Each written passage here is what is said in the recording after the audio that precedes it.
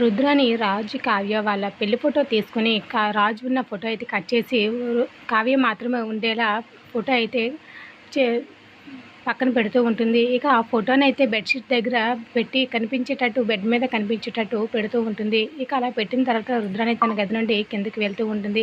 ఇక రాజు అయితే బాగా అలసిపోయి ఇక సోఫాలో కూర్చుంటాడు. అది చూసిన రుద్రాని అయితే కిందకి వస్తూ ఉంటుంది. ఇక అపర్ణ వాళ్ళందరూ కూడా అక్కడే ఉంటారు.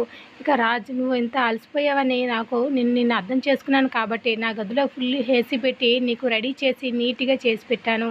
వెళ్ళి అక్కడే రెస్ట్ తీసుకో కాసేపు, నీకు కాస్త రిలాక్స్‌గా అనిపిస్తుందంటే, అవునా ఆంటీ అనేసి చాలా హ్యాపీగా ఫీల్ అవుతూ ఉంటాడు రాజు అయితే.